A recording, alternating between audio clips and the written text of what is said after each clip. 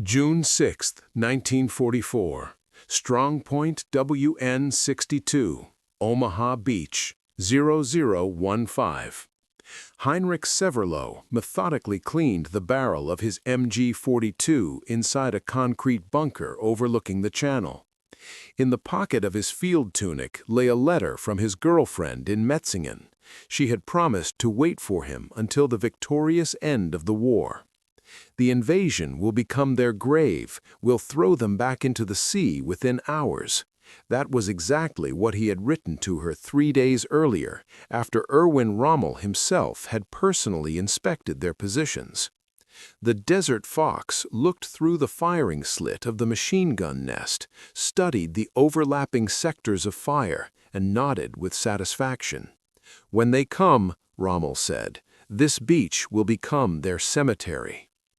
Through the embrasure, Severloh could see only peaceful darkness over the channel. The night was quiet, almost serene. 12 hours later, this same young soldier would be found weeping inside the bunker, surrounded by 13,500 spent shell casings, with a barrel warped by overheating, while his gaze refused to comprehend what his eyes were seeing. An invasion armada of such scale that the human mind could scarcely grasp it.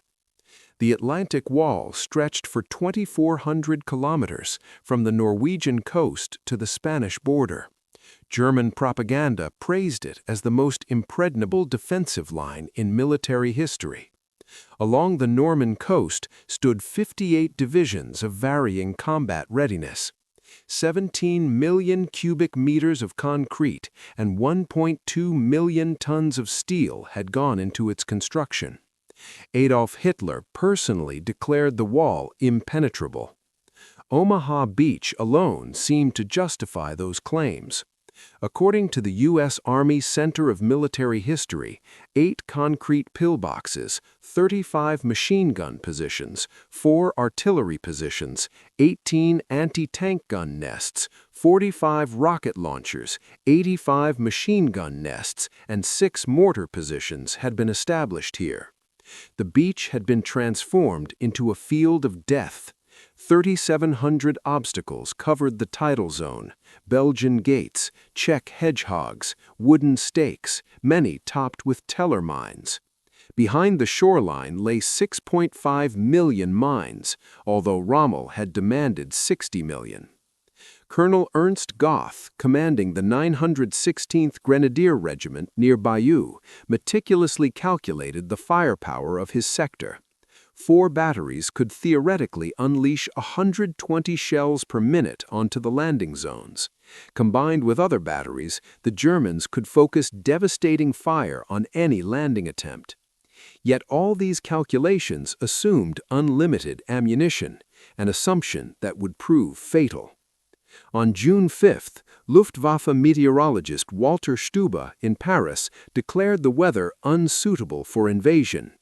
Winds reached 20 to 25 knots, waves rose to 2 meters, and low clouds hung at 150 meters. Based on submarine and coastal station data, Stube assured command that bad conditions would continue for at least 2 weeks. Reassured by this forecast, many senior officers left their posts. Rommel traveled to Germany for his wife's birthday. Gray suede shoes bought in Paris packed in his luggage. General Friedrich Dollmann sent division commanders to war games in Rennes. Naval patrols that usually swept the channel were cancelled because of the storm. This meteorological overconfidence became the Germans' first mistake. Stube did not know that the Allies had weather stations in Greenland and reconnaissance aircraft over the Atlantic that detected a short break in the storm. A 36-hour window was discovered by Captain James Stagg, and Dwight D. Eisenhower used it. At 23:15 on June 5th, radar stations along the Norman coast began detecting unusual activity. Freya radar and Würzburg radar tracked large air formations approaching from the north. Operators, however, had seen similar things before. Allied deception raids were common. By 0030 on June 6th, reports poured in from every direction. Paratroopers were landing across Normandy. The picture defied understanding. Some units reported enemies in the east, others in the west. Some identified British troops, others Americans. Dummy parachutists with attached firecrackers, part of Operations Titanic and Operation Rupert, only deepened the chaos. Major Hans von Luck of the 125th Panzer Grenadier Regiment, 21st Panzer Division, was among the first to grasp the seriousness of the situation. Awakened by reports of paratroopers landing near his positions, he immediately requested permission to attack. The answer from division headquarters: do not move until the situation is clarified.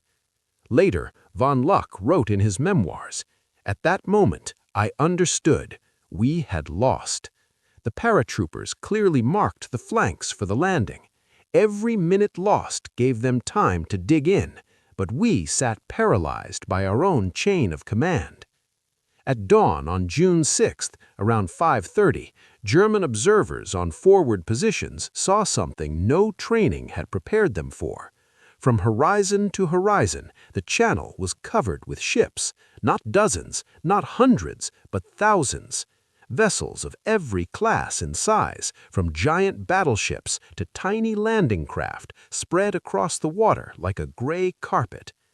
Official Allied records count 6,939 vessels in the invasion fleet, 1,213 warships, 4,126 landing craft, 736 auxiliary vessels, and 864 transports.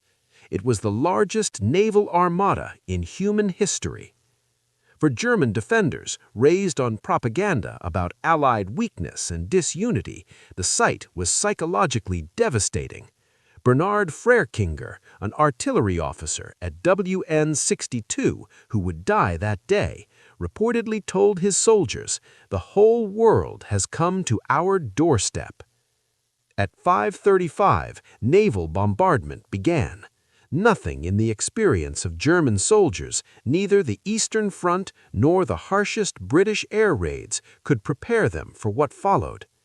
According to U.S. naval history records, the battleship USS Texas, BB-35, alone fired 255 shells of 356 mm caliber in 34 minutes at positions near Pointe du Hoc. HMS Warspite, the first ship to open fire around 5 a.m., fired more than 315 shells of the same caliber over 2 days. The combined naval firepower exceeded anything the Wehrmacht had previously faced. Concrete fortifications designed to withstand any bombardment cracked under naval gunfire. Men were buried, dug out, and buried again. Psychological damage proved as destructive as physical damage. Fortifications they had trusted absolutely crumbled like card houses. While the ships fired, the reaction of the Luftwaffe exposed Germany's true desperation. Oberst Josef Priller, commanding Jagdgeschwader 26, received orders to attack the invasion fleet with all available forces. His reply, recorded in the squadron log, became legendary. "What all available forces? I have 2 aircraft." The Luftwaffe, which had promised air superiority over any invasion zone, managed only 319 combat sorties against 14,674 Allied sorties. Priller and his wingman, Unteroffizier Heinz Wodarczyk, carried out the Luftwaffe's only morning attack on the beaches, one strafing run over Sword Beach in their Focke-Wulf FW-190, and immediately withdrew under overwhelming Allied fighter cover. 2 aircraft against thousands of ships. The promised Knights of the Air became a powerless gesture of desperation. At 6:30, the first assault waves reached shore. German defenders, despite the bombardment, manned their positions and opened fire. What followed shocked even hardened veterans. Heinrich Severloh at WN-62 began firing at 6:35. His position, one of the few that survived bombardment, controlled ideal sectors across the beach. In his 2005 memoirs, he claimed to have fired 13,500 rounds in 9 hours. His MG-42, with its 1,200 rounds per minute rate of fire, became one of the symbols of what would later be called Bloody Omaha. It was here that German defenders experienced what military historians later called material shock, psychological collapse caused by confronting overwhelming force. No matter how many Americans, British, or Canadians fell, more appeared behind them. Every destroyed landing craft was replaced by 3 more. Every suppressed machine gun position drew naval fire that seemed endless. By noon, German positions reported critical ammunition shortages. Defensive plans assumed a limited assault. No one had expected an attack of this scale. Wehrmacht supply documents show reserves intended for 3 days were exhausted within hours. By nightfall, the impregnable Atlantic Wall had been breached in multiple places. The Luftwaffe over Normandy had effectively ceased to exist. Kriegsmarine had sunk only 1 destroyer, USS Corrie DD-463, at the cost of 15 torpedo boats and numerous smaller craft. Lieutenant General Wilhelm Richter, commanding the 716th Division facing the main British assault, reported combat effectiveness of the division 35%, all coastal fortifications lost, artillery destroyed by 90%, enemy advancing inland. The numbers told the story of complete tactical collapse despite individual heroism. Night brought no relief. German attempts to regroup and counterattack between June 6th and 7th revealed the full depth of Allied superiority. Every German movement was detected by radar, illuminated by flares, and destroyed by artillery or naval fire. Meanwhile, the Allies continued landing troops. Mulberry Harbor was already being assembled. Transport ships anchored in organized rows. The invasion was no longer merely succeeding, it was becoming permanent.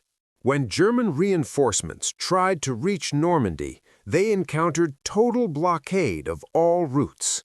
Every road, railway branch, and bridge came under constant attack. According to Wehrmacht transport records, units that should have reached the front in 1 day took up to 2 weeks.